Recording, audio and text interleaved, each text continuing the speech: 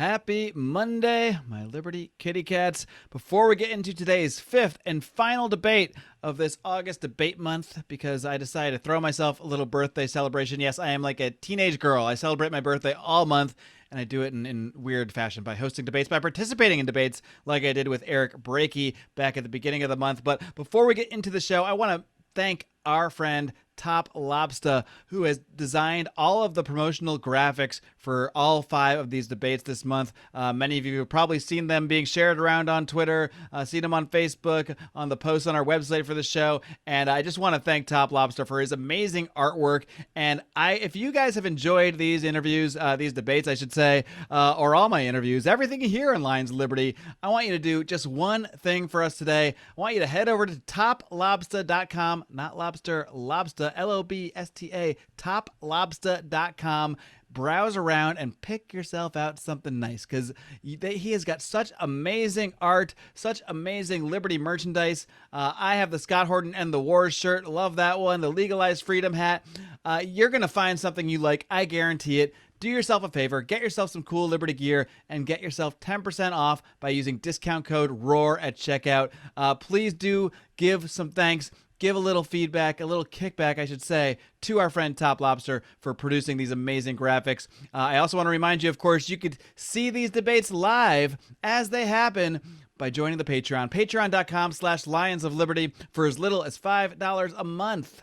You get access to all of our bonus content, all of the live streams we do, all sorts of stuff. We, of course, have higher levels. At certain levels, you can have a call with the Lions of Liberty hosts once a month. You can produce an episode of this podcast.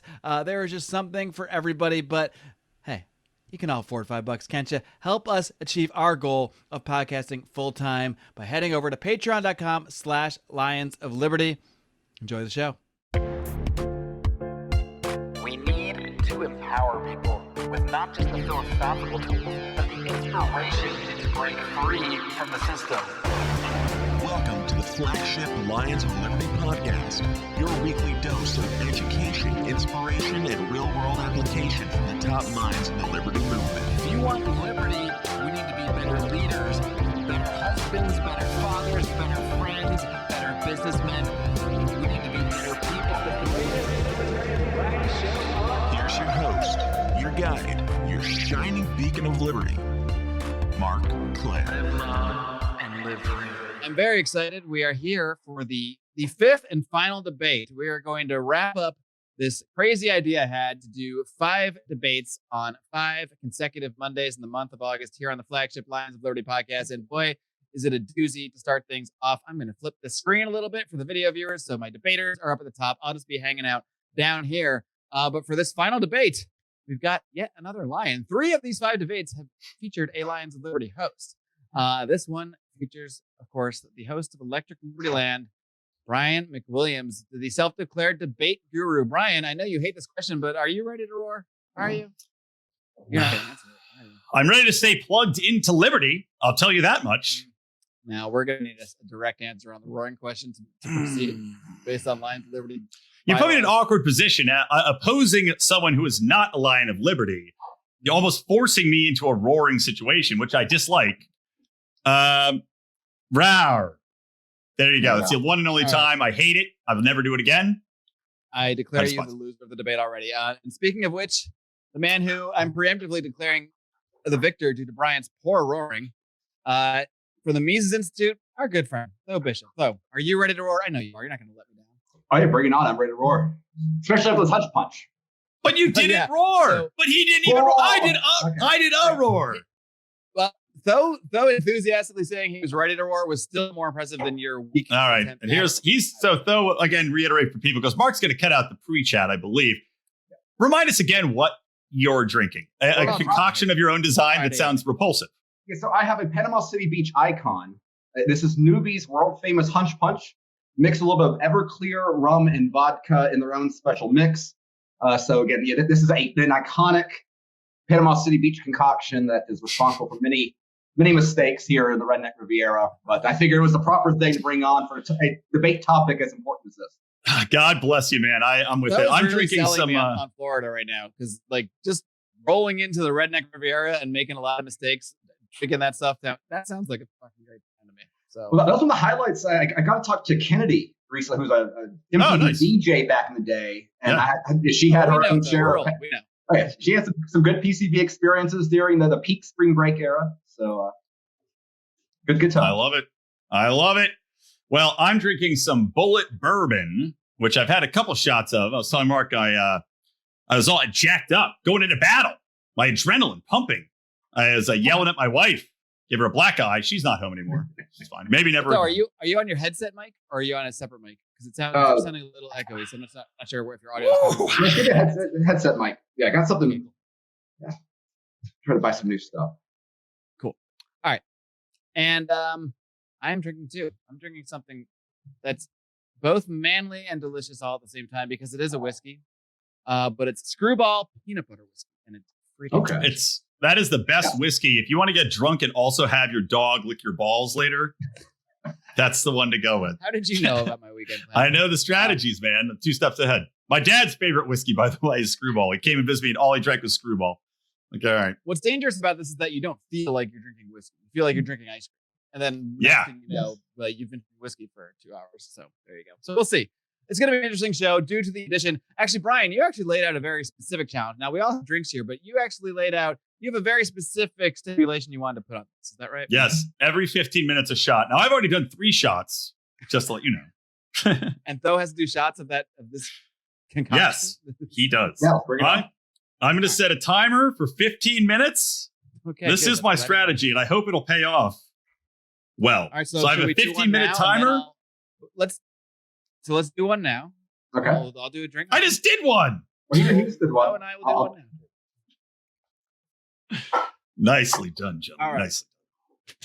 Now that that's out of the way, now the formalities are out of the way, we can move on to our resolution. We're going to do a little hypothetical role play, I guess, of a potential situation that is somewhat, wouldn't be that crazy for it to come about in 2024 politically. So I'll just go to the specific resolution that we agreed upon, which is something to the effect of, because I don't have it right in front of me, but it's here. Something to the effect of, if Ron DeSantis were to be a GOP candidate in 2024, Libertarians should support him, even if Dave Smith were to become a Libertarian nominee. When I'm saying Libertarians here, this is small L. So we're talking about Libertarian people, Libertarian of any sort of ilk. If you're generally in the individual liberty, freedom area, we're not necessarily talking about big L Libertarians, although I'm sure Tho would argue that anybody with a big or small L anywhere should take that same action. So, of course, in this, Tho will be taking the affirmative. He is a big fan of Ron DeSantis, of course, as you can tell by the hat and by the fact that he has lived relatively freely, especially compared to us here in California for the last year and a half. Whereas Brian will be taking the negative in that he says, no, you should support Dave Smith no matter what. No That's matter my what. whole argument. Always Dave.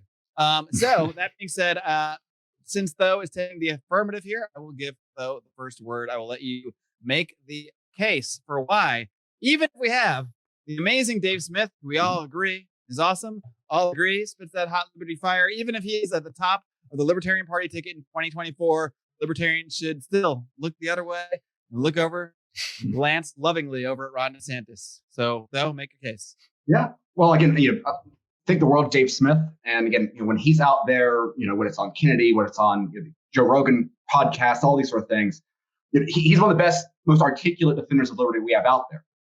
And, particularly given the last 16 months, when you see people like the Cato Institute and Tyler Cohen and all of these prominent, libertarian, serious people that we're told to respect, they've taken such a mushy, really identifying what it really means to be a regime libertarian, where you're accepting effectively the narrative of the state and simply trying to identify justifications, for privatizing your authoritarianism. The fact that you have someone like Dave Smith and many of the other Mises Caucus affiliated, LP chapters and things like that, making COVID tyranny, making lockdowns, making mandates, making vaccine passports the defining element of liberty, in the year 2020, 2021. I think it's precisely this that it makes the case for Ron DeSantis so obvious, right? Because I think that they are absolutely correct in identifying, what DeSantis himself has referred to as the biomedical security state. That really has been, the greatest escalation of government power in the West. Particularly you see Australia, what we've seen in Europe. This has been the defining moment. The fact that you've had someone who's been such an effective fighter on this particular issue, if we really hold this matter to be as serious as it is, and I think we have, and I think we're right in doing so, then again, you have someone who has been, who has changed the dynamic across the world on this.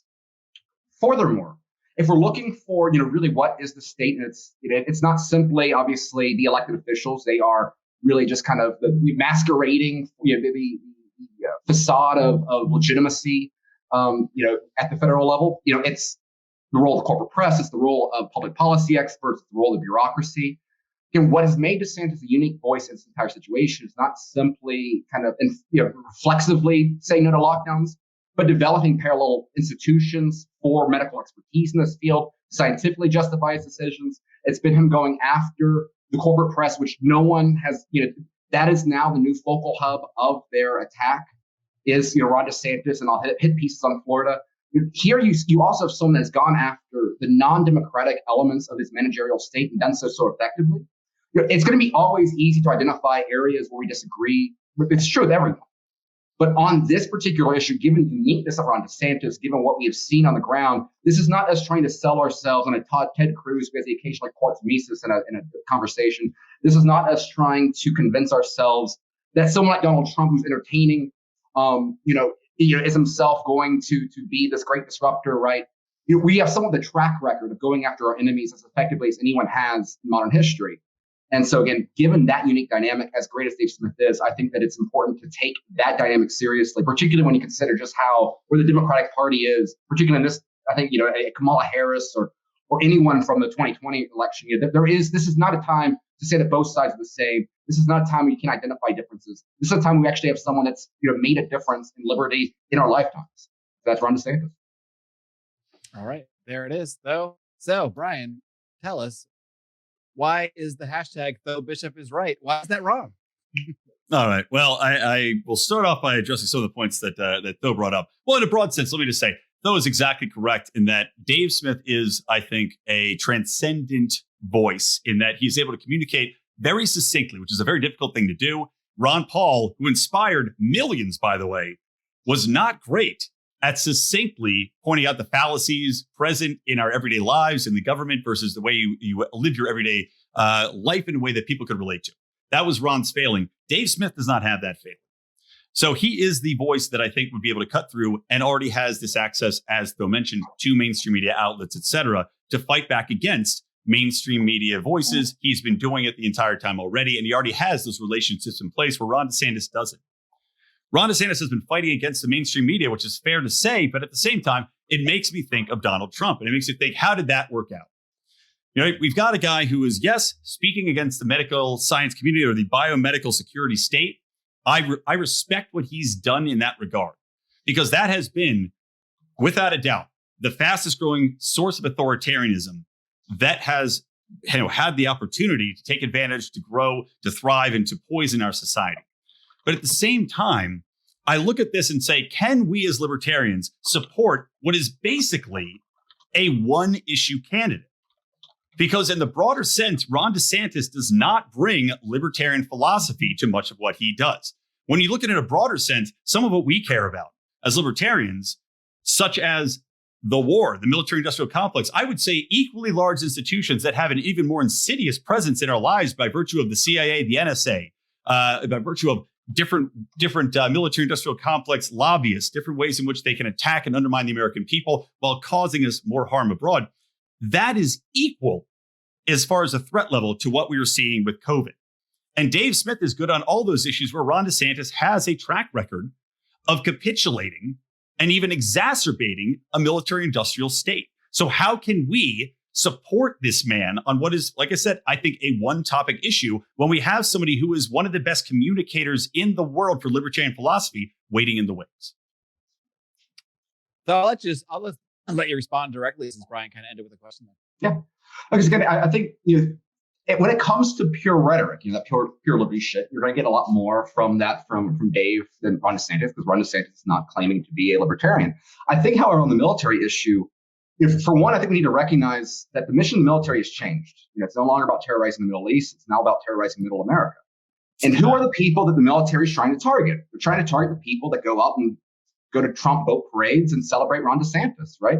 This realignment of the way the military is being used and really kind of the remaking of the again, I think this, the concerns about Ron DeSantis have been very valid in 2008, 2018. I think the problem is times have changed. This is no longer a war on terror defined federal government. This is a war on domestic terror. And again, on those issues, Ron DeSantis, has been, as strong and aggressive as you've seen throughout any elected leader out there. And the key aspect here is elected leader. One of the things that made Ron Paul, made him as powerful as he was precisely the fact that he was a congressman from Texas. It's a little bit different than being, great stand-up comedian on alternative media networks. I mean, the idea that, for example, that Ron DeSantis couldn't go on the Joe Rogan Experience if he wanted to, that would happen, I think, very quickly. In fact, you wouldn't surprise me at all if you saw Ron DeSantis on Tim Pool at some point, right? That'd be great. But again, this is exactly an interesting show that I would not be surprised to see. And again, this is the beautiful thing is that, again, the way, sure, is Ron DeSantis going to be perfect on libertarian issues across the board? Absolutely not. There's going to be plenty of areas where there's fine disagreement. There's some that I've criticized before. But when it comes to these issues that matter the most, I think what you're going to end up seeing is not simply the fact that Ron DeSantis, as an elected official, given executive authority, has been better than average. I think that what we're seeing is increasingly the language being used in the DeSantis administration. I mean, he's out there sounding like Michael Malice when he's talking about the corporate press. Again, and this is the sort of stuff that matters. So again, this is more than simply us trying to sell ourselves on kind of a mediocre, better than average Tea Party candidate. I mean, this is someone who has been the disruptor of federal tyranny, in the last 2 years. And he's not a protest candidate. He's not a messaging candidate. He's an electable candidate. And so that I think matters when you're actually talking about the wielding of federal power.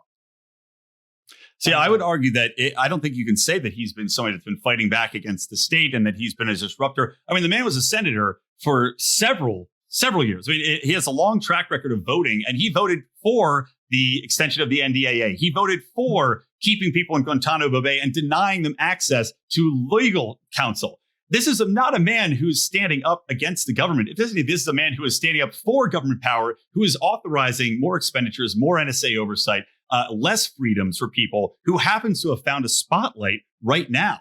And we can't say, okay, well, he's changed. And look, people can change, don't get me wrong. But I think that we would see a different Ron DeSantis if we weren't presented with the unprecedented liberty-crushing lockdowns that COVID provided, where he can be a voice against it, but it doesn't erase his views that he's voted for. We see it on paper in black and white over the years. To say that we should now view him as some sort of disrupting revolutionary, I don't think is fair to say when he has proven himself to be a hawk that is for big government, for more spending. And the military, like I said, this is as big an issue as lockdowns. Maybe not to our everyday lives, but by the time we vote for him, it's probably going to be in the rearview mirror, not to excuse the precedent it's setting.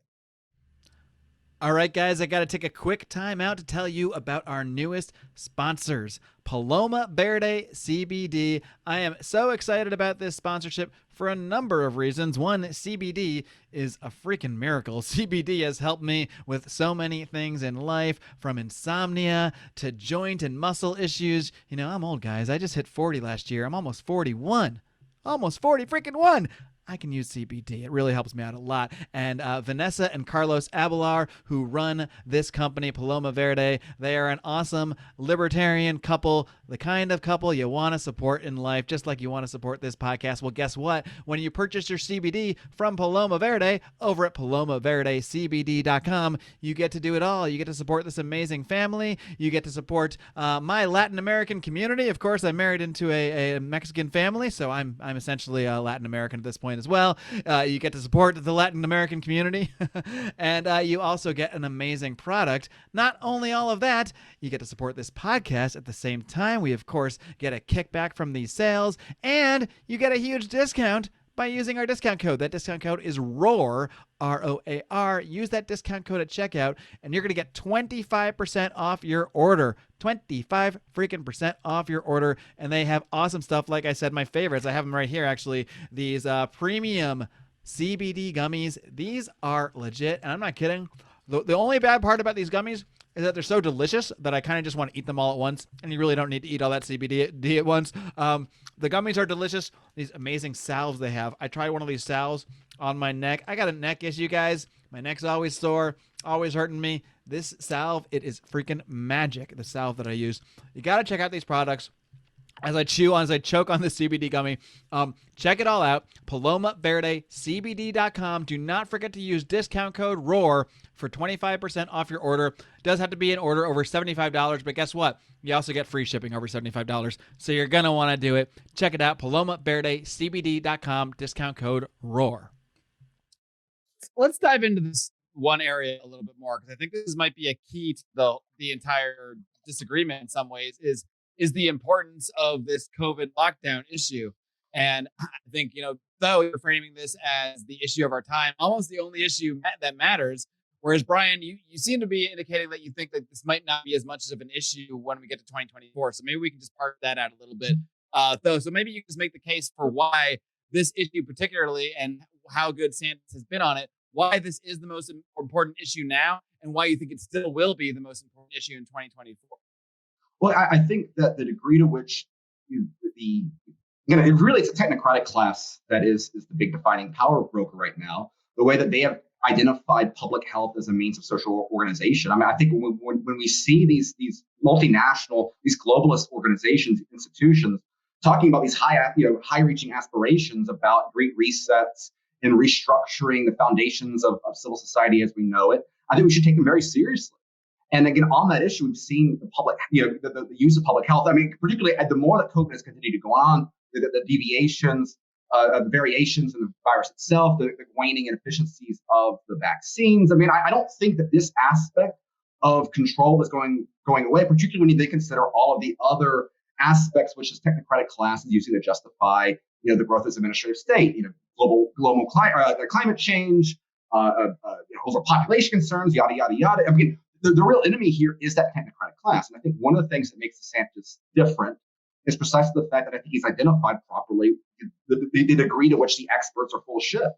And so I think when it comes to, even like the military issue, when it comes to foreign involvement and things like that, I don't think, the DeSantis approach is going to be, pull away all America, military servicemen from around the world, bring them home, put them on the board of the old Ron Paul line. I wish that was the case, but I don't think it's going to be the thing. But there are very important differences in the way that you can engage the rest of the world.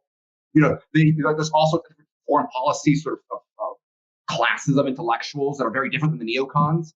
And those different levels of improvement on that foreign policy side of things is important. The realist sort of philosophy, foreign policy philosophers and things like that. I think you could see very much intellectual realignment on that issue. This is what Ryan McMakin and Zachary Yost, the American Conservative, talked a lot about. That again, it's not quite where we're off on Ron Paul, but it's a significant improvement on the status quo. And I think that's what we should be.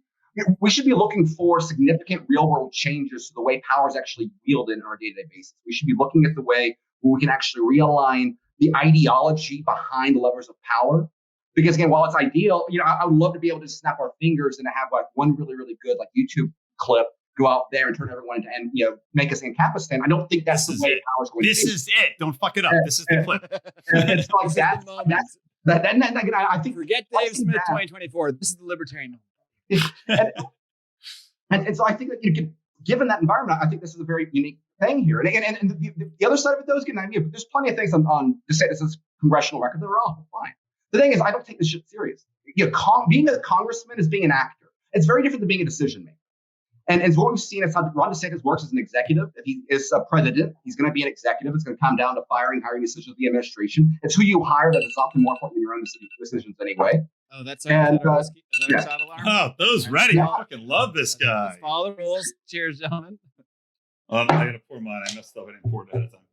But the other interesting thing about DeSantis in Congress is that, again, while there's plenty of votes that are not libertarian, yada, yada, he was always surrounded himself with the right people. I mean, he was Freedom Caucus. He helped take down John Boehner. In terms of the inner Republican Party stuff, he was always around the better side of things. So again, there's this larger knack of him hiring the right people in important positions. His press secretary, for example, is like awesome. Like, she's the closest thing that you have to like a Michael Mouse press secretary in the field right now. And so again, he has a very interesting knack of surrounding himself with the right people, hiring the right staff. And again, when it comes to this position where as president, you are in charge of putting a lot of people in those decision-making capabilities, again, in terms of judgment on that again, better than average, better than having to sell ourselves out on just a Ted Cruz type. I mean, this is a very impressive record here.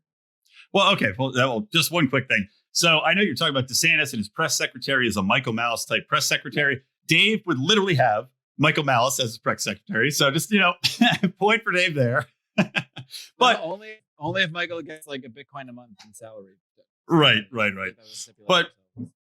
But hold on, going back. So, you talk about the philosophy of this and how Ron DeSantis is fighting against mainstream media, which I agree is a poison. It is corporate poison fed to us from on high.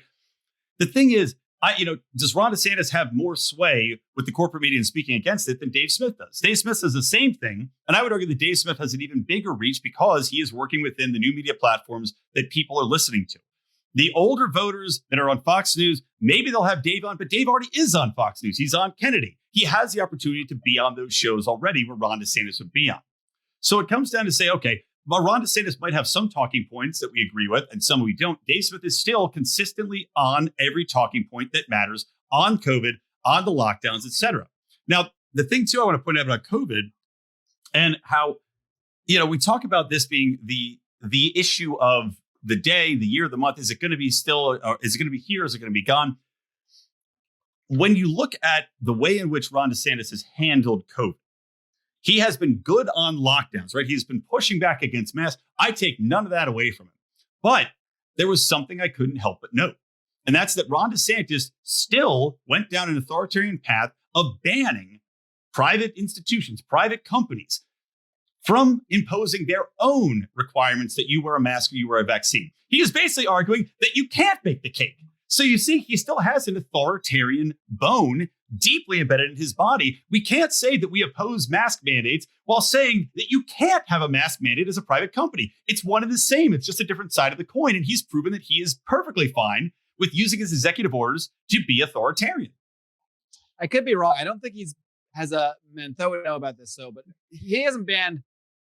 It's only the school thing in the localities, but private businesses can have mask mandates. From what I read, it was a ban on private businesses or anyone instituting a mask or vaccine passport mandate in their place of business. So businesses can have mask mandates if they so desire. They cannot have vaccine mandates for entering the store, so that passport sort of thing.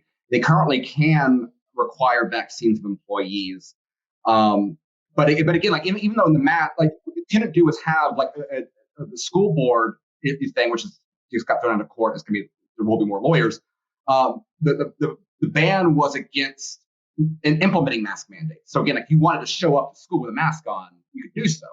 But that being said, I fully embrace Ron DeSantis on this issue. I fully embrace not allowing private businesses from allowing for vaccine passports right now. That's philosophically. All right. And then is it a violation of Walter Block libertarian theory? Absolutely. I know that going into it. But the thing is, we don't have a regime of Walter Block libertarianism. What we have is a civil rights regime. And what we have is that you as an employer, you cannot discriminate on who you employ based off of certain state identified descriptions, right? You can't discriminate based off of race and gender and creed and whatever, right? And so again, if we already have this facility in place, and we should recognize that these vaccine mandates are only the entire goal is to use really corporate power in this point because of the employment things. If you're a small business in Florida right now, you're probably not firing people over vaccines just because you need the labor. But what they're trying to do is carve out and stop the ability of corporations to mandate the vaccines because you have this much larger federal narrative saying that this is what we need. And so what it's doing is protecting Florida residents from having corporations dictate their medical freedom on this. And so, is it purely libertarian? Absolutely not. But we don't. But again, what this is, it's a state-designed issue designed to protect the people of Florida. Similarly, I support his big tech issue. I think the way his big tech thing was designed here in Florida, we're basically saying that in Florida, we're not going to allow our elections to be manipulated by big tech censoring one side of the discussion. You got this on the federal level, so it's not like some grant, because what you recognize is that in a society that has a democracy, equal time in political speech matters because that directly results in the levers of power there, right? And so again, is this pure libertarian stuff? No, we're not in a pure libertarian system. We're not building upwards. We're trying to respond to these institutions as they exist. And one of the problems we have right now in 2021 is that corporate power has been so directly subsidized because of federal regulatory policy and monetary policy that we have oversized corporations aligned with a very specific progressive agenda. And so we have to identify ways that we can actually utilize political power to protect the liberty of our citizens, not simply from the state directly, but from their agents. And in this case, that includes Facebook, big tech, Disney, all these corporations. And not purely libertarian, but I'm glad DeSantis is doing it here in the state of Florida. Well, I would agree. And look, I'm no fan of big tech. But like I said, I have to point out the logical fallacy of saying we can't, as libertarians, argue against an authoritarian use of power that we don't like and then argue for one that we do like. We cannot go down that road because are we trusting Ron DeSantis to go down this and be, and do everything we want? We can't. But also, I just want to point out, we talk about big tech. We talk about how it's tied in with government and cronyism, which it 100% is, and these people benefit from it. But I have to go back a little bit and look at, I'm looking at who funded Ron DeSantis back in the day. I told you he is a war hawk. He is a military industrial complex guy. He is a massive supporter of Israel. He's been, gotten money from the Israel lobby. He's gotten money. Hold on. Let me check. I have my notes here. I came in prepared, though. I came prepared. He was also supported by, this is my favorite, the John Bolton PAC. Yeah. The John Bolton PAC. So I'm just saying, we can't say that he is above and beyond. If some warmonger sent money to Lions Liberty, I'm taking the money, Mark, are you part of this debate? I don't remember you being invited.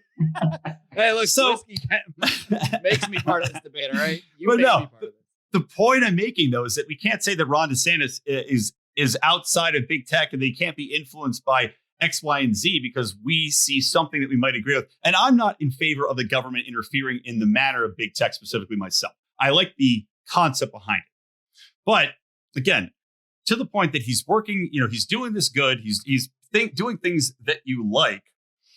I have to say, he's working within his government framework. He's working within these, you're saying he's attacking levers of power. He's trying to even things out for the people of Florida. But to me, it's still manipulating levers of power to his own advantage. And I can't believe that he's, truth of heart, brave heart, dragon heart, whatever it might be. And I also extend that to, and sorry, I have to bring up another point here. You talk about equal time in political speech.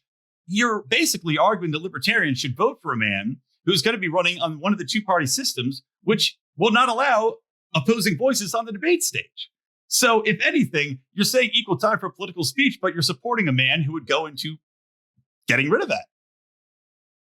Well, to be fair, I don't think Ron DeSantis has done anything to get rid of that. I mean, the fact that he's a Republican within it. Now, personally, I have no problem. I really don't care about state laws that ban the LP or any of the party because you have a two-party system. Like, that's the way the function of power work.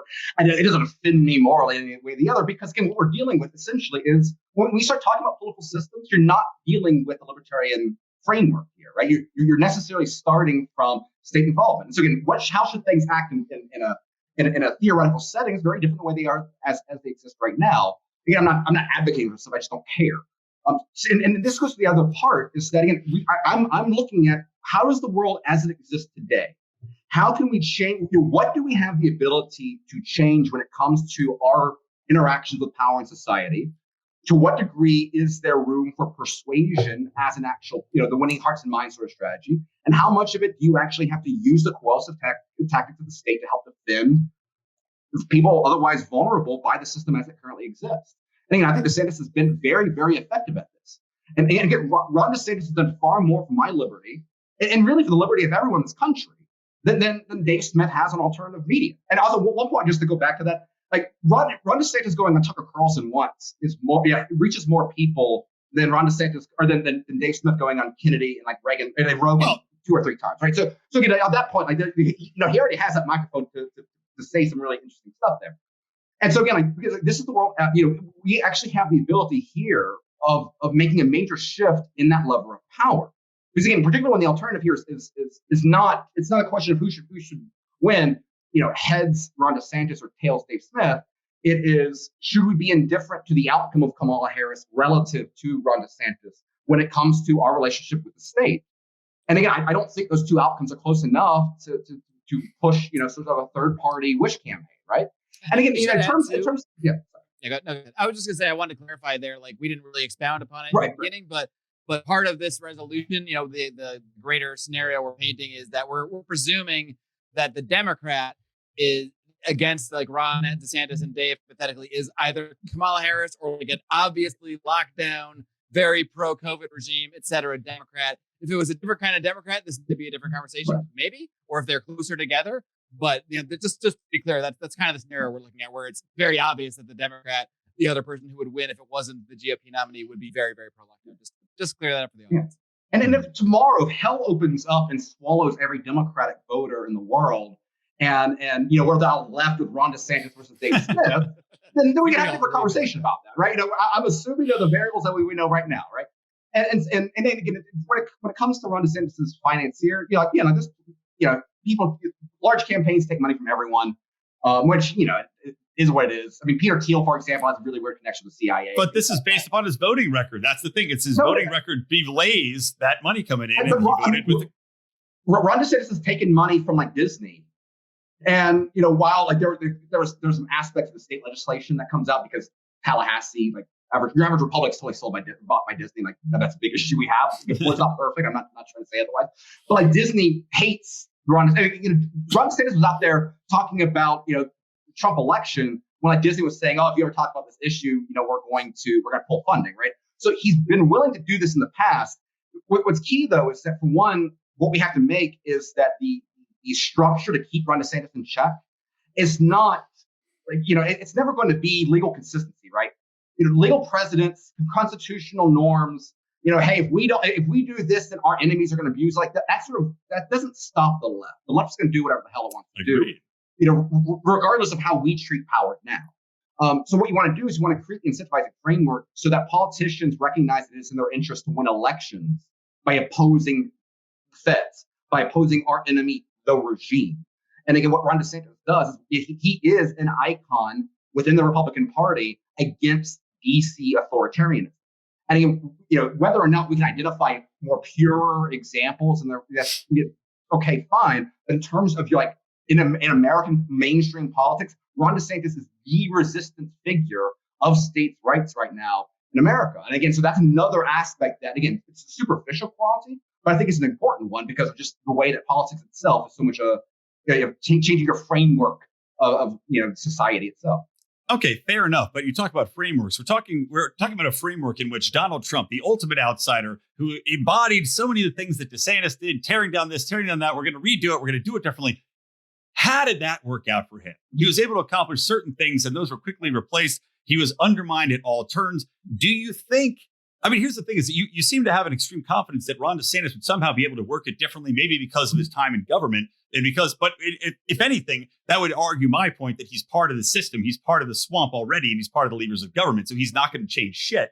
But if he is this catalyst for change, why wouldn't we see the exact same thing happen that happened to Trump? Trump 2.0 is not going to be this scion for liberty and for what we believe. If anything, he's going to be undermined at every turn. He's going to be stymied at every turn and prove to be, if anything, more of a divisive point, more of a catalyst for people to say, #resist, put on our pussy hats, than Trump was before, because they went through COVID and they think that everybody that wasn't a lockdown nut is a psychopath murderer. You know what I'm saying?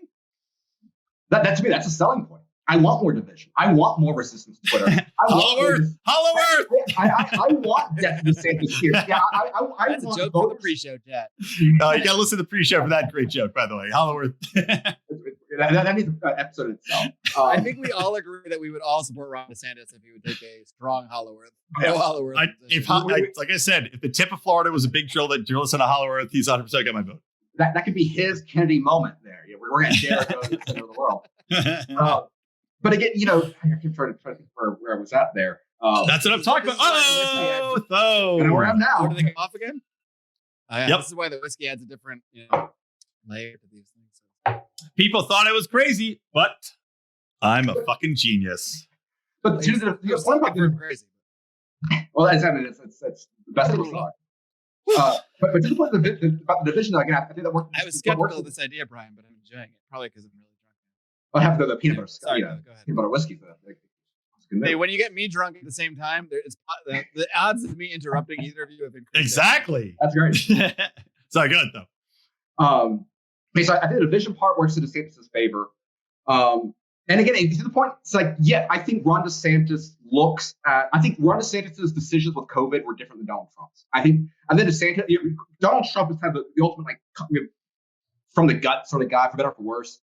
Ron DeSantis, he reads this, if I wanted to make a case against Ron DeSantis, I'd be starting with the fact that, Ivy League trained, military background. I get exactly where you're coming from that issue. And if it wasn't for if I would never have thought of Ron DeSantis as the presidential candidate before COVID. And the difference is, though, is that he has done nothing more to really damage, again, the way that the federal levels of power actually used. He's already delivered on that. And I think that he's learned from Trump. I think the right in general has learned from Trump. It's a sort of stuff that's not sexy, but like, there's Jim DeMint now has an organization that's entirely dedicated. It was built after 2018 to stop Republican staff, like hardcore, like Nat populist sort of guys, and our sort of folks. I've got some friends in that organization. They're actually putting in good people. I think DeSantis knows how to hire well. Again, that's one of the points I was making earlier. Is that DeSantis, the way that he's hired within his administration. And he isn't just taking sycophants either. I mean, he's taking people that endorse his opponent in the primary. And like our education secretary is like the most hated education secretary by teachers unions in the country, right? That is a good point for DeSantis. More than being the good, it's like this. You see this play out actually in Congress. Like Ron Paul, when he hired staff that all thought like Ron Paul. Justin Amash, when he hired staff, he hired people from his district, which, golly gosh darn, that's so adorable. But it really didn't help because you had people that really didn't understand. You had a lot of people that didn't understand the underlying importance of things. Like you literally had staffers in Amash's office that would hide like in the Fed bills from Ron Paul, so his boss didn't jump on it. So it's the ability of hiring staff that Donald Trump did not do a good job of. Like Donald Trump's greatest moral failing is that he was way too forgiving, and so like that's a the sort of different stuff alarm. that is alarm. Do you smoke weed at that alarm or what? That was Ron DeSantis' people calling me to hire me on the staff because Yeah, he's an outside thinker. He's either they're live watching, like this guy's an outside the box thinker. Let's bring him in. Sorry, did that interrupt you? Or were you finished? Oh, no, that's pretty much done. Yeah. Okay. Well, let me change the topic real quick. The whole topic? No. It's still about Ron DeSantis. Still over. Now, what you're talking about, you said earlier, you're like, I don't really give a shit about libertarian and third-party shit because we're in a two-party system. Fine, you can believe that. But some of us don't think that way. Some of us still think that we need third parties. Some of us think that you need to push back against the two-party system, which just teeter-totters with the levers of power, as you said. I would argue that if we're inciting, like we're getting mad, if we're encouraging people that are big L, little L, to vote for Ron DeSantis, to vote Republican, following the performance of Joe Jorgensen, a.k.a. the wet fat turd that dropped on all of our heads last election, who got 1%, underwhelming 1% of the vote, far lower than Gary Johnson. I would say a terrible candidate with an embarrassing finish. Dave Smith, I believe, can get far more than that. But regardless, if you're saying we should all vote, can you define just what you like? What far more to you is it? I think far more to me means I think at least double 1%. But let me finish up the point. And I think more than that, but I'm being conservative. My point being, if we're encouraging libertarians to abandon voting for a libertarian candidate, as one is well-spoken and firebrandy as Dave, in order to back the Republican candidate, lowering the vote total to what? 0.25 to who gives a fuck forever status. We are essentially eliminating the Libertarian Party from contention. The Libertarian Party does not matter. It is the death knell for the party. Would you agree? Okay with that, but I'll let him. Well, he might be. He might be. But this is a valid point you have to raise. This would be a death knell following Joe Jorgensen's horrible performance. It would kill the party. It'd be done.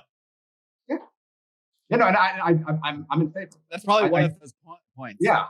because ultimately the entire problem of this entire like Libertarian Party experiment, it's a problem with the Libertarian movement as a general political force, as a cultural force. As there's nothing wrong with since a lot of libertarians just hate the political process anyway. Like there's plenty of reasons to get together and talk about really nerdy old books.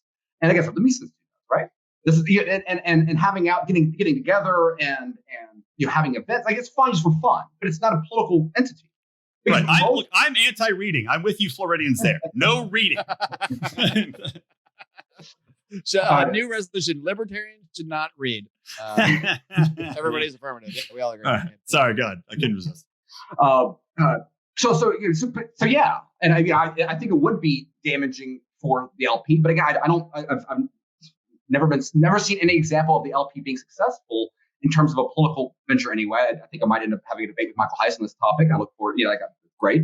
But you heard it. The other side of it, though, is that, again, I think that if we're talking about resisting the state itself, we're talking about opposing, and I think opposing the federal regime is different than talking about state and local politics. Texas is always bad, no matter what level. But the federal regime is particularly more dangerous than your local your local county commission, even though it's full of morons, right? So opposing the federal regime, I think, requires activating people that are pissed off about lockdowns and had suffered the real human casualties of the COVID phenomenon. And so, if those are the people that we as libertarians should be doing outreach to, who do you think we're going to have easier conversations with in the context of 2024 politics? Is it going to be the guy that saved his businesses, or someone that wants to talk about, theoretical philosophical concepts? It's going to be the person that actually did it. Again, like here in Bay County, the increased support for Ron DeSantis amongst like your grassroots like service industry folks, the bartenders and the servers here in Bay County, which make up the biggest percentage of our of our blue collar workforce here. A lot of them were never Trump supporters for obvious reasons, but they fucking love Ron DeSantis because they have, instead of being killed by this, they've been making more money the last 2 years in terms of sales because everyone's coming here. I mean, that is real life impact. I had a libertarian friend that was trying to make a big deal recently about like, oh, well, Ron DeSantis still accepts the realms of the state, and so why are you? And it's because like I have friends and neighbors who are never going to read Murray Rothbard, but didn't see their livelihood die this last 2 years. The actual quality of life of millions of human beings because of his ability to wield power. And again, when we talk about liberty, the ideas matter a lot. The ideas were in driving power, the whole Mises, Rothbard, all that, very, very important. But ultimately, though, those ideas in terms of institutions and political power need the actual wielding of it to matter. And so the way that you stop, these abuses, these dangerous sort of hypocrisies that I'm flirting with some of this stuff at the state level, the way that you stop that is just making sure that people that do respect your liberty are the ones with power to begin with. And until libertarians get serious about that issue, then everything else, if we're just talking on the sidelines, hoping that one YouTube comment is going to change the political process. And historically, we've not seen an example like that. You and I know, you and I are 100% agreed, and I talk about this on my show and 100% agreed. Why are we even having a debate then? No. On the libertarian philosophy and its separation from practical application is a huge problem. And I was just talking about that. I mean, I something that's a big focus for me. It has to be put in application, real solutions. I agree with you completely. But you were talking about the people that are already inspired to vote because they've had the real life application. They're seeing this, people that are furious about COVID, lockdowns. Yes, those people are already out there. They already exist. They're already going to be simpatico with our views. We can talk to them. Talking to them and voting for DeSantis are two different things. And I would argue that we don't even need to vote for DeSantis. If you don't think that there's going to be enough people right now without the libertarian vote, right, which is a fairly small vote, I don't think it's going to push him over. I don't think we're going to be spoilers. I think there's going to be enough after COVID that he's going to have plenty of emphasis to push him over without our little votes going his way. And that, just like I was saying with the death knell for the Libertarian Party, my problem with ignoring Dave Smith, which is basically what you'd be doing to go for DeSantis, is that you are depriving the libertarian movement, not even ignore the political party. You're depriving the movement of somebody that should be given a massive platform to communicate our ideas, Ron Paul-like, and you are eliminating that from happening. I'm not. He is. By going with the LP route, he is clever boy. He is choosing to not run, to not take advantage of the Ron Paul strategy. Because what did the Ron Paul strategy do? He ran in the Republican primary. But he also was a sitting senator. So in this case, you simply mix it. Or congressman, excuse me, not senator. That's why. So the model here is a mix between Ron Paul and Andrew Yang, right? If I'm in favor of a Dave Smith presidential campaign in 2024. He should just do it in the Republican Party.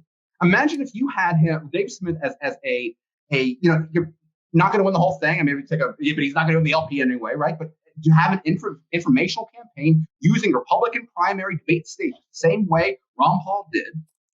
With a change of dynamic here on the foreign policy side, Dave Smith's rhetoric would be more potent on that stage than a third party debate platform, which he's never going to get with the other two candidates. And within He would that, never there get there. and sure, there's no reason not. It's going to be easier to get on the Republican primary debate stage than ever it's going to be as a Libertarian candidate to get on Big Three.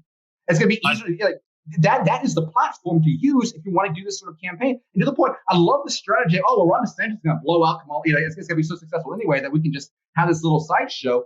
Well, if we think that Ron DeSantis has a very good chance of having that power, then what we should be trying to do is build our relationships as a liberty movement, however you want to define it. Like we need Dave Smith being the sort of person that Ron DeSantis respects, right? That would do more than a third party challenge right there. How is being a sycophant going to be something that you respect?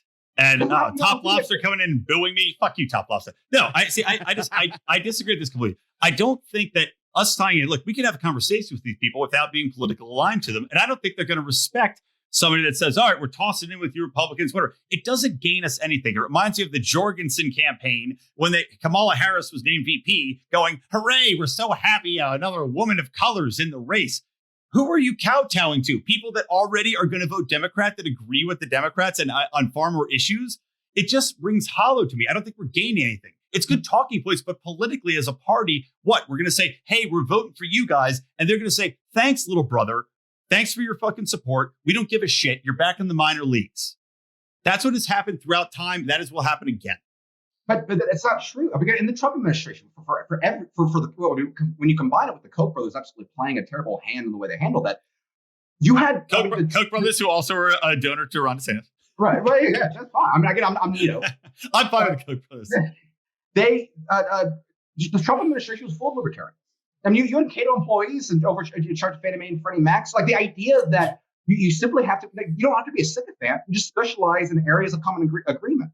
You've had more Republican politicians retweet Tom Woods and Ron Paul and these sort of people. You've ever had libertarian campaigns, make an impact, right? You could have seats at the table where you don't have to agree on every single issue. There's plenty of people that Ron DeSantis had major disagreements with on other policies that have been part of the decision-making process of his administration. And so again, you don't need to simply be a sycophant, but you have to do those, engage respectfully with the players that are actually going to have authority, right? And so you could either be a voice in the wilderness doing a pure communication campaign, though again, you do not need to run for president to do that. Dave Smith can go on all these podcasts, the alternate media, do Kennedy, and spit that hot liberty shit without ever filing paperwork to run for politics, right? But if you want to do that political process, what you need, then there's ways of having actual decision-making power in areas that you specialize in that don't require being a complete sycophant without a spine, and also don't require running in opposition to someone like Ron DeSantis. You can be part of the alliance. And we should be trying to be, libertarians tend to have the most impact when we are part of a much larger alliance. I agree in that we can. I look at Rand Paul and his influence on Trump, and I view that as a good thing, even if he had to eat some dick along the way. But I have to come back to this. And we're 2 minutes from another shot, by the way, just FYI. Okay. I have to come back to this. I brought it up early on, but I wanted to get into different topics to explore this, and talk about different angles for this discussion. But I have to come back around to the fact that, look, if we're talking about, let's get involved, let's talk to these people, let's get on board. I cannot get around the fact that this man still, to go back to the issues that matter most to us, and I'll give him credit, he's been good on drugs. DeSantis legalized inhaled marijuana. Great. Love it. He's been good on lockdowns. Not been great on marijuana issue in Florida. I've heard mixed things on that. He opposes outright legalization, but he did stop Republican attempts to ban leaf medical marijuana. So he's in the middle. So not very good, but good. Goodish. Yeah. He could be worse. Yeah. He's reading the room. Yeah. So, but I have to come back to this fact. Like when we talk about libertarian support for Ron DeSantis, we talk about you're casting a vote to put a man in the most powerful position in the world. I cannot get around the fact that he has traditionally, unabashedly been a war hawk. And I personally have a hard time casting my vote. And look, Donald Trump, he ran, not that I voted for Donald Trump, but he ran on ending regime change, reining in the wars, all this shit. And he did that somewhat, but he still murdered people in Yemen. I don't believe that Ron DeSantis is going to bring anybody home, and he's going to keep continuing the war in Yemen. He's going to continue to push war against, hold on, time for shots. I have to do it in the middle of my sentence. Yeah, that's part of the trick of this game. Huh? He's going to continue to push war against Iran. He voted several times to not talk to Iran, to stop that whole nuclear war treaty. He is going to continue to push all of our most militaristic instincts. I, as a libertarian, cannot vote for somebody that I know is going to fucking kill people overseas and is fine with suspending habeas corpus for people. I cannot support that. And that's something I cannot get my brain around. Even if he's good on lockdowns, even if you believe he can be good on so many issues, you are basically saying, I'm okay with the worst aspect of our foreign policy. I am okay with murder. And I cannot get around that. Again, I think that let's go dropping the hammer, baby. Let's go dropping the hammer. If I thought that I could vote to stop that, my vote would be different. But I don't. Again, I think the alternative is to vote for it. The difference is team red or team blue. This is one point I think we need to dig into a little more is the realpolitik aspect of this. The fact that I think we probably all agree, and Dave Smith probably also agrees, that he's not going to win the election, even if he takes over the Libertarian Party. He's not going to win. No, he's not going to win. Yeah, everyone here agrees on that. So I guess the difference is, the question we have to look at is then cultural how does however you vote influence what actually happens? And in this scenario, if you guys both agree Dave isn't going to win, even if he becomes the Libertarian Party candidate, even if he gets on all these hot platforms or what have you, which he probably will, then we still get either forget Ron DeSantis, we still get someone that's probably going to be still overseeing this military complex and what have you. So, well, for sure, I guess what I kind of want to dig into a little bit more then is I guess this is more for Brian maybe right now, is like, how much do you see like the value? How much value to put in having the pure libertarian message specifically on the Libertarian Party platform? If you knew the end result would be someone, no matter what, how anybody votes, someone's going to basically kind of generally support the military industrial complex, but the difference would be that if they support the COVID regime or not, and like how much having the libertarian platform as that pure sort of alternative matters if the result ends, because we assumed earlier that the libertarian vote wouldn't matter. But let's say Dave Smith, like you're saying, can double that vote, get to 3 to 4%. In a few states, that would definitely matter. Like in Florida, that can actually matter.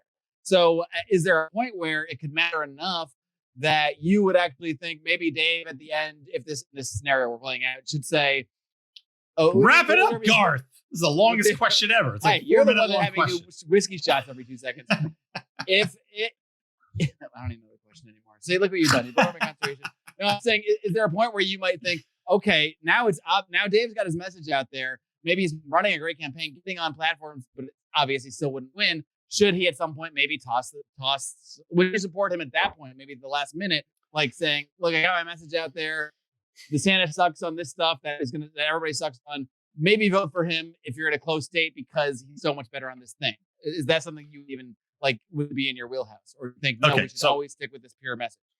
All right, guys, before we wrap up here, I got to let you know about one of our great sponsors, our longtime sponsors at Lorenzotti, Italy. If you are a fan of coffee, if you like a nice fresh cup of joe to wake up in the morning as I do, you're going to want to check out our friends at Lorenzotti, Italy. They deliver fine, premium Italian coffees right to your door in these nice little tins that look so wonderful sitting on your counter there. And if that weren't all enough, these guys are great libertarians. They are Patreon supporters of this show. They are absolutely worthy of your support. If that all wasn't enough, these guys do more than just sell coffee. They also help other entrepreneurs set up their own coffee businesses, help them acquire equipment, acquire financing, everything they need to start their own coffee business, start their own coffee shops. So you definitely want to check them out for that reason if that's something that's been on your mind. Either way, just fantastic people at Lorenzotti, Italy. Amazing people, fantastic people. You'll want to support them if you're fans of the show. Heck, even if you're not, if you're listening to this by accident, check them out anyway. They have great coffee. Lorenzotti, Italy. You can find them at lorenzotti.coffee. That's LORENZOTTI.coffee. And you do not want to forget your Lions of Liberty listener discount. Just use discount code ROAR for 10% off your order. Let me answer. Okay, so 2 points on this question. Number one, so it's been a long question. It was an exceptionally long question. I didn't even know it was so long. I had a hard time following it. So 2 points on the question. Number one, I had kind of hinted at this before, but it's just that Dave being a voice, he has the chance. If he gets 0% of the vote, if he gets 2% of the vote, he's not going to be a voice. He'll have his own podcast. He'll be regulated at the quarry of failed candidates. He'll have as much of a voice as Bob fucking Dole had a voice. I think it's essential to vote for that because, like you said, if it's not going to matter anyway, I would rather cast my vote for somebody that is going to have a splash and be able to continue to influence culture and society in a very eloquent, very succinct manner as Dave does. And I feel like he has the best opportunity to do that with getting a decent amount of support, a respectable amount of support from the general populace, where you say ex-presidential candidate, a guy who we say, like Joe Jorgensen, nobody gives a flying fuck about Joe Jorgensen. If Dave Smith can get a respectable 3 to 4% of the vote, even whatever, 2% of the vote, he is respected. He got multiple millions of votes. He is going to be a factor in the culture conversation. That is very important to me. Second question, would I be opposed to Dave Smith saying, look, I don't support everything Ron DeSantis did, but if you want to vote for Ron DeSantis, go for it. That's a Dave Smith question. Dave Smith. Dave Smith. Swifty Smithy. That's a question for him, man. I personally, I don't know. I'm not fucking best friends with Dave. Sure, he stays in my outhouse, but I'm not best friends with Dave. I don't know. I don't think he would endorse Ron DeSantis for the same reasons that I brought up. But at the same time, maybe, man. I mean, if he did it, would I turn my back on him? No, I would definitely be disappointed because, as I said, I've made the argument based upon the factors that I'm taking into play here. And I think it's a mistake for libertarians to blindly support DeSantis. If you're in Florida, fucking vote DeSantis, man. Go for it. But for libertarians as a whole, I think it's going to hurt us and hurt the liberty movement as a whole. When you say in that, the long run. just clarify. When you say if you're in Florida, do you mean like vote for him for governor, or do you mean vote for him for president, even if Dave Smith is playing, if you're Floridian? I just want to clear that up. I say go for it either way, man. You're in Florida, go for it. I mean, I'm not going to tell you to goddamn vote for Dave Are Smith. you agreeing with so now? No, I'm not. But if you're in Florida, to those point, you're directly impacted by what DeSantis did. If you're in Florida, you might want to vote against him. You might want to keep him as governor, if anything. That would be the argument. That's a very good point. Yes. That's a very good point. What do you think about that? Just to play that out, like if you had a choice, well, I guess he can only get 2 terms maximum. So I think, is he up for election in 2020? Yeah, no, I'd be fully in favor of eliminating term limits in Florida and just having, the irony is DeSantis wants to eliminate. He wants to have term limits. Yeah, everyone does when they're running for office. But I think this point about like the potential of Dave having like a 3% LP run, making him an even larger cultural figure, and that having a positive impact on I think that is the best argument out there for the candidacy, and because that's why I saved it for last, baby. Yeah. Like I mean, imagine for example, like I mean, you actually had that with fucking pop culture, like, that'd be very, very cool. But I think that if you're looking for a candidate that has had a similar sort of impact for much, much worse reasons, and without any of he's far inferior to Dave in every way, but it'd be like Andrew Yang, right? Andrew Yang, as a candidate in the Democratic primary, had that sort of energy going for him. I mean, he's far squarer than Dave. That's racist, number one. But go ahead. Yeah, but far worse driver than Dave. But like that's the sort of impact. Again, I'm all in favor of Dave Smith, dissenting a political voice out in the wilderness. But again, so what is the best way of taking advantage of that? Because ultimately, I think here you have an opportunity to not simply influence culture and within a vote, the actual political process, in someone like DeSantis. But again, I would love to see a Dave Smith, going after the regime in the Republican primary, because he can deliver everything that Brian wants from an LP candidacy, except with it just not affecting ultimately the vote when it comes down to the actual lever of power. Because again, like the difference between a DeSantis and a Kamala Harris is not the difference between a Bush and a Kerry. It's not even the difference between a Bush and a Gore. Politics have changed in the dynamic to which the left has absolutely no restraint at the federal level, and for far too long, the GOP has been a useful, foil, like a controlled enemy of the left, and the result is the federal regime is what it is. Here we have something where you have someone that has the best record we've possibly seen in mainstream politics in a very long time, stopping that aspect of that power. And again, I think losing sight on that particular moment, taking it for what it is, and there's other people out there on the right. The beauty of this political moment right now is that the only interesting aspect of the American right is not simply Ron DeSantis.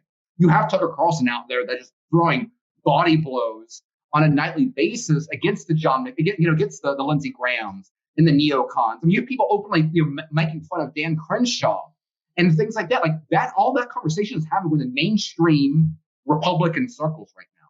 And again, we should be feeding it. That's who we should be trying. Like, imagine Dave Smith on Tucker Carlson. Like, that's what we should.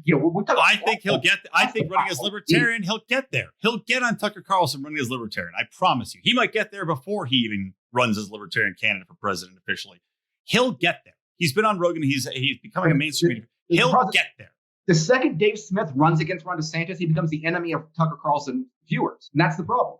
And he becomes the hero of many people that are opposition to the two-party state, which is a lot of the younger people that we want to reach. The future of who we're trying to reach is who Dave is reaching right now. Here's your choice. You're either buying into the current situation and saying, we're going to go all in, we're going to become one of the levers of power and ignore the potential for actual change down the road. Or we're going to embrace that and realize that Dave is a messenger that can reach these people, that the younger generation coming up does recognize the two-party system. They are revolting against woke culture because it's the predominant culture, and they will be open to our message. But we have to have somebody who can deliver it. And if we squash Dave by saying we're libertarians for DeSantis, we are cutting that opportunity off right at the fucking face. We always romanticize the idea of these people that simply think both sides are equally garbage and therefore do not vote. That hardly exists anymore. They get like 75% turnout last election, the highest in like over 100 years. People got off. People got off the couches and actually voted for whatever. They didn't get off their couches. They had Democratic operatives. They had Democratic operatives go to their houses and fill up a ballot and have them sign it, and then they put them. We had the largest turnout though, and the result of that was a very contested political cycle, right? So again, the idea that if only we reach out, if it's the alt media crowd that really is the silent majority of America. No, it's not. I'm sorry, it's not. The majority of the crowd that we should be reaching for as libertarians is the 50 million Trump supporters that know the last election was stolen from them. Your average boomer Republican is more radical than your average libertarian in the way that we are right now. And you don't reach those people by being their enemy. And so, for example, Shane Hazel neuters himself as a vessel for educating people on opposing the murder cult or whatever term you want to use, because the majority of that population had a strong opinion on whether you should have a team red or team blue person in the Senate, right? That's the problem, is that, like it or not, we can't, us being right and in our own minds doesn't matter if we are not being perceived as being allies to other people. And so again, Dave can do that by, if Dave's on the primary stage, trying to run for team red and then gets his opportunity out there, he doesn't even endorse Ron DeSantis. I mean, Ron was fine. If he runs as Team Yellow though and interjects himself in a campaign running actively against Ron DeSantis, then anyone that's a supporter of Dave, their ability to communicate to your average Republican voter becomes harder. And so again, as the people in the room that have, I think, the majority of the right ideas when it comes to the proper scope of political power, we should be doing everything we can to give us advantages and not disadvantages when it comes to communicating to the masses as they currently where they actually are. But you're talking about, I said this before, you're talking about positions. Every position Ron DeSantis is good on, Dave is also good on and better. And the population at large is war weary. They see this fucking, they're trying to politicize because the military industrial complex and the media want Afghanistan. They want war. I feel we have an opportunity now. We're not going to win, that's for sure. But you have an opportunity now where people are seeing through the fucking veil. They're seeing that there's other alternatives out there. There's more hunger now for a third party candidate, if you look at the polls, than ever before. Why would we not take advantage of that? Because people lie when they take a poll. The polls are nonsense. I mean, everyone says, I don't like the two candidates, and they don't vote that way. I mean, they can say whatever the hell they want. But Dave Smith is not better than Ron DeSantis on every issue. On the issue that Dave Smith himself has identified as the most important issue of our day, which is COVID and lockdowns, Ron DeSantis is objectively better than Dave Smith. That's today. Done it. That's today. What about in 2024? Well, the number one issue of the day then is going to be Hollow Earth. But I can't predict what's going to happen in 2024. If Ron DeSantis, builds a Florida military and invades Afghanistan in the name of Israel, then maybe this debate is different in a year, right? I don't think that's going to happen. I mean, I don't think some. I was just going to say, this sounds like a TBD debate. I still think I won, but I say TBD every year. Dudes with mullets airdropping into Afghanistan on crocodiles or alligators, whichever one is more prominent in Florida. A flock of flamingos coming out. Look, I'm proposing this right now because this honestly has been with freaking laser beams in their beaks. I think this has been a very fun, very intellectually stimulating conversation. Well, I would close to a propose. shot. We are very close to a shot. I by the propose way. we continue this someday in Florida. No, I totally agree. I was going to say it is Friday, August 27th. In Tampa, so it's My parents live in Tampa Bay, so I'm down. Yeah. Where you at? No, where are you at? Right after here, baby. Yeah, Panama City Beach. Oh, that's right. You said Panama City for your Like disgusting. 3 or 4 drink. hours north of Yes. Tampa. I propose TBD. This has been a fun, interesting conversation. I propose we do this once a year. Okay. I'm down. Yeah, well, this will be relevant a year from now for sure. I think it'll be evolve. It'll be Well, fun. let's try to do it a Watch, year from now. Dave will become a Live fucking from- communist. I'll be like, Live from well, Atlantic Riviera. who's the asshole now? All right, so I think we've come about as far as we can go here, and we'll continue it maybe in person someday. Would be my Well, we have one more. We have 1:40 till a shot. Should we just do it now? we should do it now. Yeah, let's do the shot now. Then we'll do closing statements post shot. That seems like the best thing to do. All right. We're gonna So move this has we're been gonna a bump this very one up. enjoyable. Gentlemen, Yes. cheers. Tell all your Good helps. Woo! All right. So got the first word, so I'll give. No, Brian he the could go. last He could word. go first. No, I'll that's get. I want the last word. That's what I'm. Okay. That's what I'm saying in a convoluted way. I'm saying because Tho spoke first, I'll let you speak last, which means Tho can close first. Well, again, thank you so much Fofo. for having us. Has anyone ever Yes. said that before? Fofo? A few times. But yeah, thank you, Mark, for having us. Every Thank you, Brian. fucking day. I get some interesting ones. But this has been a fun conversation. I think it's an important one. Yeah, I mean, the good thing is that, one of the things that is very easy, I think, no one can see all the major issues that are out there in the political system more than the people that, your listeners, this audience, right? We're living in a very dark timeline. The goal is to repeal the 20th century, as Mary Rothbard said. I think that we have, that there is reason for optimism, though. And it's a reason for optimism when you have the greatest experimentation in federalism in modern American politics that we've seen play out. It leads to a lot of, I'm glad I'm not in California. I'm glad I'm not in Michigan. I'm glad I'm not in New Jersey and New York. It has allowed for state governors to really go to very extreme and dangerous places. But it's also showed that there is still a genuine hunger within the American political system, within democracy, for people willing to stand up for, a basic understanding of human rights, right? Individual. Perhaps not to the extent we want it all the time, but there is still that resistance in that American spirit. With Ron DeSantis, we have the most effective legislator in modern American history acting on this within the executive level. And I think that we as libertarians, we're looking to try to figure out how to make better, not best. With the system that currently exists, we should recognize the value of these executive models. I think what the DeSantis example should show us, though, is that instead of focusing on these congressional sideshows and get really, it's Twitter accounts, things like that, like there is an important role right now. The most important lever with power we have at that state level, and is identifying more people who can wield power the way that DeSantis has during the COVID regime in protection of those citizens. And so the more that we as a libertarian movement can learn from the successes of Ron DeSantis, even if you are a fan of Dave Smith, even if there's issues that he has that would never allow you to morally vote for him in a larger system, fine, whatever. I'm never going to vote shame anyone. But there's something that we need to, that there are lessons that we can learn from his example. And again, for those that are interested in politics at all as a solution to liberty, we should take that very, very seriously in spite of those differences. And if we do not want to be involved in that political process, that is also okay. But we should recognize that you are avoiding these sort of political topics rather than being trying to engage with them half-heartedly and unseriously. Because the stakes as they are right now, we need to take these questions of limiting the abuse of the state very, very seriously. and again, take advantage and pursue whatever we feel is the best outcome for our specific situations and skill sets. And again, DeSantis, it is just very, very good for me as a Floridian for the first time, ever since I became an ANCAP, to actually have some level of pride for the government regime that I live under. Because again, I have been freer than most people for the last 14 months now, and I'm very appreciative of that.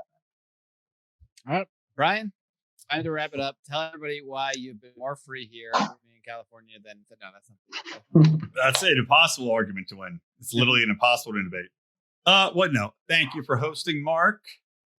Though, as I said, this has been a lot of fun. Thank you for taking part and for coming in. It's funny. Like, Though took the debate late on. It was like a fighter. Like there was a fight lined up, and then Buck Johnson dropped out, and Though was like, "I'll stand." It was like fucking Hunger Games. I'll come and fight. So Though stepped up. I will take this up. So good job, Though, coming in. A solid, good arguing. I think I made fantastic points. I think Though made points to which I will simply say, so what? He isn't waiting to say that. Debate done. Yeah. Waiting all debate to say it. Ding, ding, ding. That's the entire closing statement. That's it. That's it. So what? So what? I'm doing another shot to you. So what? I think we should do one more shot, and then we call it an evening. But I've got reinforcements with a new Panama City Beach flask. My summary of this debate is that it was really fun, and that I very much want to do this in Florida in person. Yeah, I agree completely. Next year, maybe Lions of LibertyCon, Panama City. We can make that happen. I know a good caterer, and I've got. Dude, I would love that shit, man. We've been talking about doing live events for Lions of Liberty for a while, actually. Catering, and I'm in. Yeah. All right, gentlemen. Well, you guys are both cool. I love you both in very different ways and for very different reasons. But I think you're both doing yeoman's work out there in the Liberty world in your own ways, even if with very different perspectives on this issue. But I agree with what Though said, that regardless of your thoughts on this, this is an important conversation to have. It's an extremely important conversation to have, because the three of us would probably, if we just spelled out our philosophy, would all probably agree on 99% of it or so.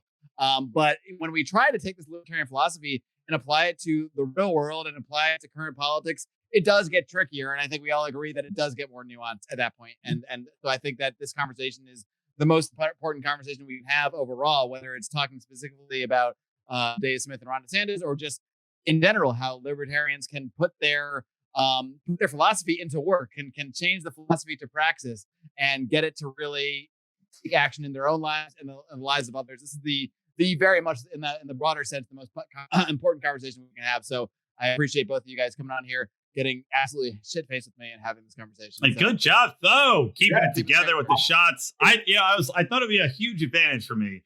It was, but not to the extent I thought it would be. Well, I was going to thank my sponsor, Miss Newbies, the iconic, the mothership here in Panama City Beach. So, yeah.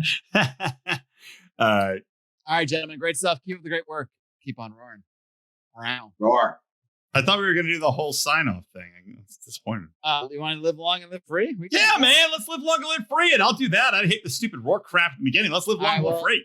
In that case, everybody, please join me in saying that I hope all of you out there will always, at least until next week, live long and live free. Live long and live free.